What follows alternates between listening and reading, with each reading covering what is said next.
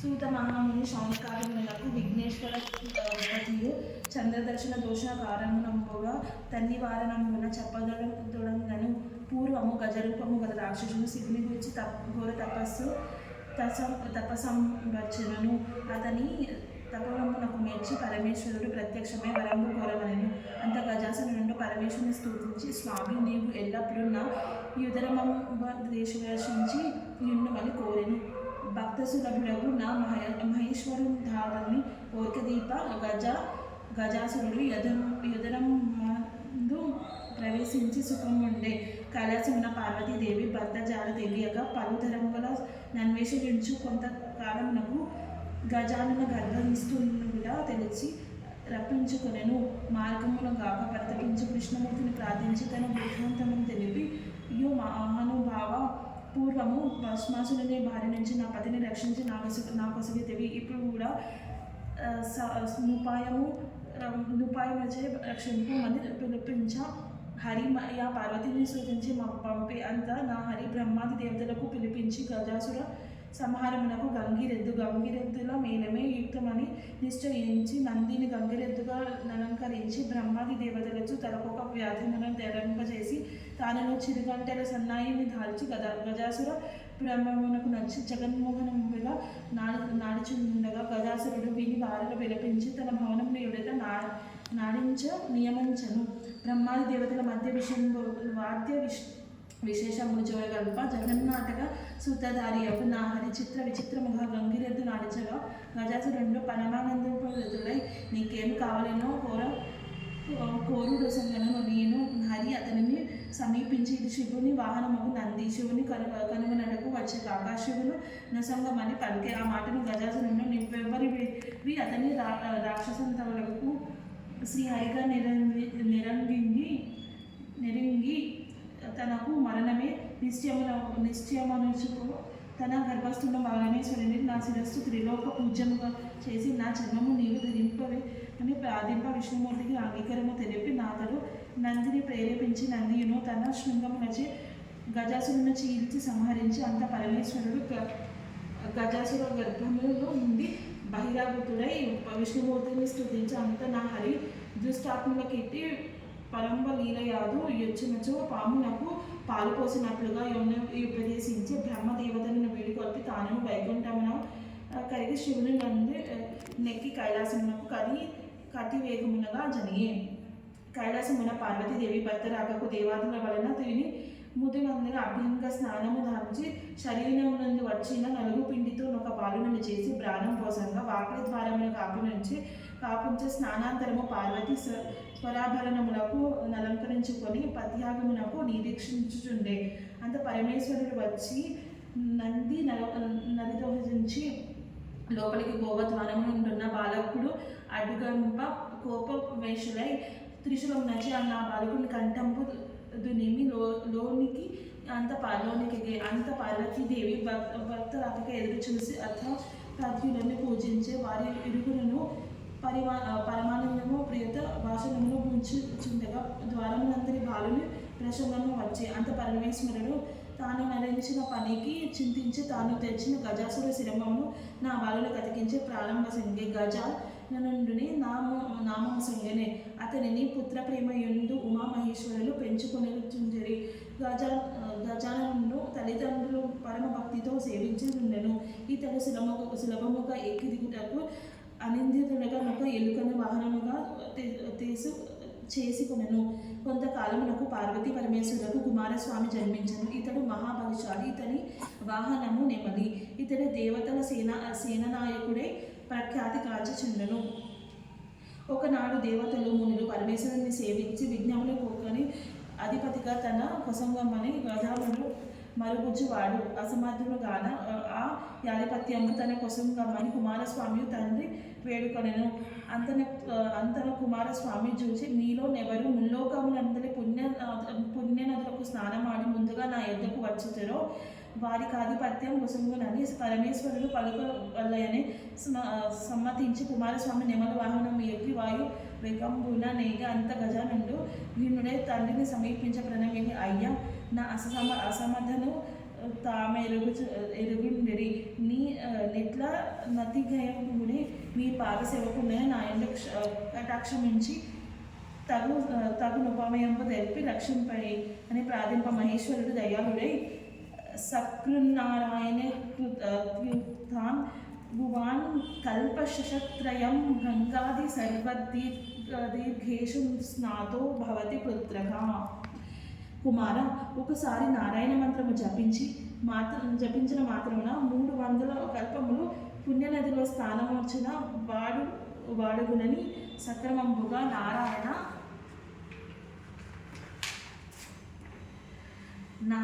నారాయణ మంత్రము ఉపదేశించి గజాననుడు అత్యంత భక్తితో నమ్మంత్రం ధవించు కైలాసమును నుండి.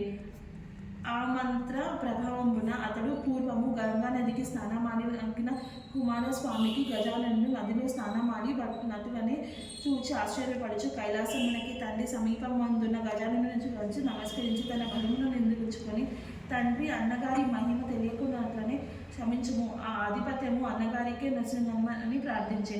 అంత పరమేశ్వరించే భాద్రపద శుద్ధ చతుర్థి నాడు గజాననునికి విఘ్నాధిపత్యం భోసంగబడిగి. ఆనాడు సర్వదేశస్థులు విఘ్నేశ్వరునికి తమ విభములకు కొలచి కుడుములు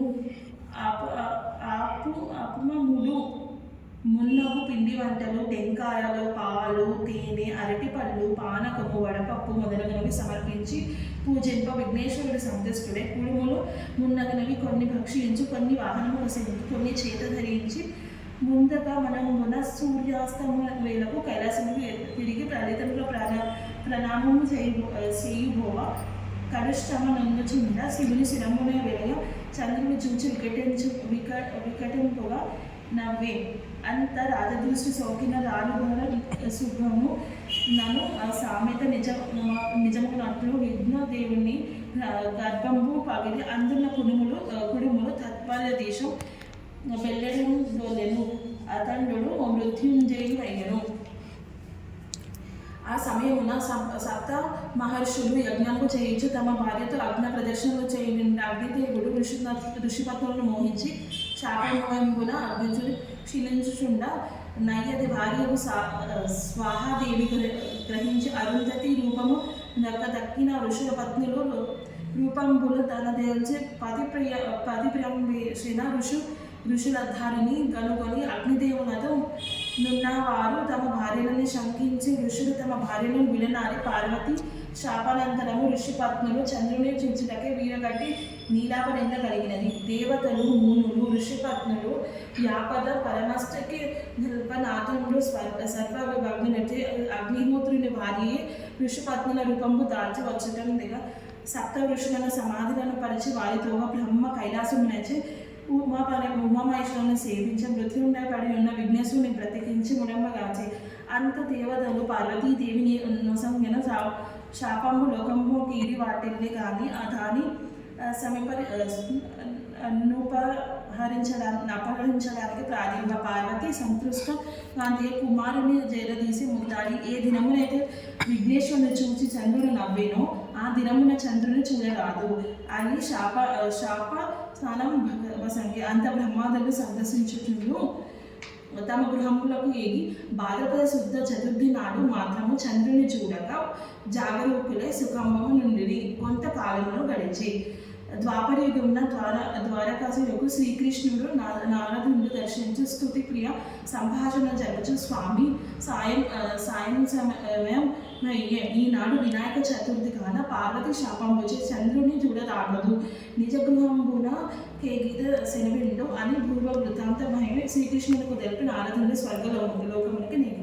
అంత కృష్ణుడు రాత్రి చంద్రుని ఎవ్వరూ చూడరాదని పట్టణమున జాగ్రత్తను రాత్రి శ్రీకృష్ణుడు క్షీరప్రియుడకు తాను మీటి వంక గోష్టమునకు పోయి పాలు పిదుచు పాలలో చంద్రుని ప్రతిబింబం చూసి ఆహా ఇక నాకెట్టి అపనింద రానున్నదు అని సంశయమునగా ఉండేను. కొన్నాళ్లకు సత్రాజిత్తు సూర్య వరమునచే శమంతకమణిని సంపాదించి ద్వారకపట్టణంకు శ్రీకృష్ణుడు ధర్మ స్థానమై శ్రీకృష్ణుడు మర్యాద చేసి ఆ మణికి తన రాజు కిమ్మని అడిగే.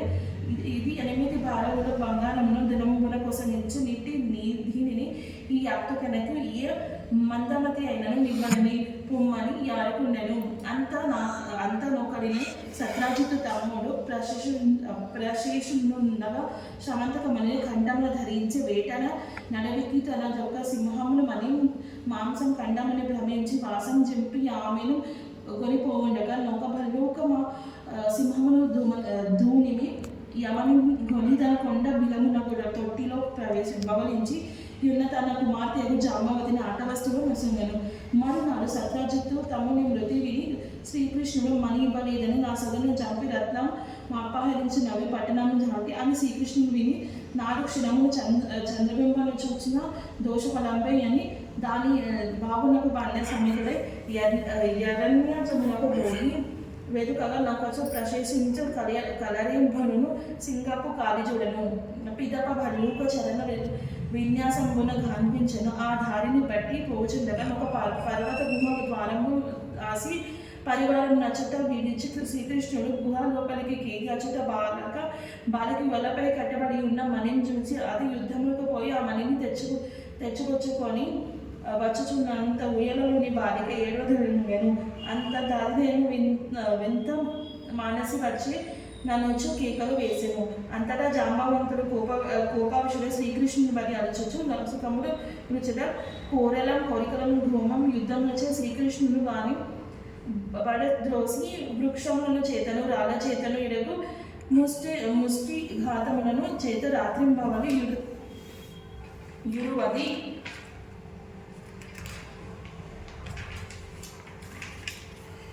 8 దినముల యుద్ధం ఉన్నరుగా జాంబవంతుడు క్షీణమునుండై దేహం వెళ్ళి నొచ్చి భీత చంద్రుడు తన బలంబు హరింపజేసి పురుషుడు రావణ సంహరియకు శ్రీరామచంద్రునిగా ధరించి అంజలి ఘటించి దేవ భక్తజన రక్షక నేను త్రేతాయుగమున రావణాది దృష్టిరక్షణ సమానార్థమై అవతరించి భక్తజనులకు పాలించిన శ్రీరామచంద్రునిగా నెరగిందిని. ఆ కాలం కూడా నా ఎందరి వాత్సలించి నన్ను పరంపుకొని కొమ్మని ఆకర్షించగా నా బుద్ధి మాంద్యమున మీతో ద్వంద్వము యుద్ధము చేయాలని నేను కోరుతున్నది. కాలాంతరము నది జరుగుతూ ఉండగా సెలవిచ్చి అది మొదలు మీ నామస్మరణమును చేయొచ్చు అనేక యుగములను గడుపుచు నిధులున్న నివుడు తాము నా నివాసములకు జయతీసి నా కోరిక నెరవేర్చుతుంది. నా శరీరం అంతయును శిథిలమయ్యి ప్రాణములు కడబట్టి జీవతే నశించి నా అపరాధములను క్షమించి కాపాడము నీకన్నా వేరు దిక్కు లేరు అనుచు బీరచ పరిపర విధములుగా ప్రార్థింపు శ్రీకృష్ణు దయాలుండే జాంబవంతిని శరీరం అంతయు తను హస్తములచే నిమిడి భయంబు మాసిలే బౌలూకేశ్వర శమంతకమని అపహరించినట్లు నాపై నారోపబడిన అపనింద భావుక నిటు వచ్చితివి గాన మణి నొసంగము నేనే గదా అని జాంబవంతనముకు తెలిపి సతుడు శ్రీకృష్ణుడు మహామణి సహతముగా తన కుమార్తెను జాంబవని కానుకగా నొసంగి. అంత తన ఆలస్యముగా పరితపించుచున్న మధుమిత్ర సైన్యమున కానకంబు కలిగి కన్యారత్నముతోను మణితోను శ్రీకృష్ణుడు పురంపు చేరి సత్రాజిత్తుకు రావించి పిన్న పెద్దలకు చేర్చి వృత్తాంతమును చెప్పి శమంతకమని చేసుకుంటే నా సత్రాజిత్ అయ్యో లేనిపోని నింద్రమోపి దోషము నాకు బాధపడితే నన్ను విచారించి మణి సహితముగా తన కూతురకు సత్యభామను గైకమ్మనమని మణి వదలని మనలో నొసంగను. శ్రీకృష్ణుడు శుభముహూర్తన జాంబవంతిని సత్యభామను పరిణయం భావ నచ్చుటకి వచ్చిన దేవదాలు మునులు స్తుతించి మీరు సమర్థులు కనుక నీలాపనిందలు బాగుకుంటుంది మాకేమి గతి అని ప్రార్థన. శ్రీకృష్ణుడు దయాళుడై భాద్రపద శుద్ధ చతుర్థి నా గణపతి యథావిధి పూజించి ఆ శ్రమంతకమని కథను విని అక్షంతలు శ్రమున దాల్చు వారికి ఆనాడు ప్రమాదమున చంద్రదర్శనము విడచే వచ్చు నీలాపనిందలు పొందుగాక అని అన్నదీయ దేవాదులు సందర్శించి తమ నివాసములు కలిగి ప్రతి సంవత్సరము భాద్రపద శుద్ధ చతుర్థి ఆలయము దేవతలు మహర్షులు మానవులు మున్నగు వారందరూ తమ విధములుగా కొలది గణపతిని పూజించి అభిష్ట శ్రద్ధ గాంచుచు సుఖంబుగా నుండిదిరి. శాపమోక్షణ ప్రకారము శౌనకాది మునులకు సూతుడు వినిపించి వారిని వీడుకొని నిజాశ్రమంగా కలిగే.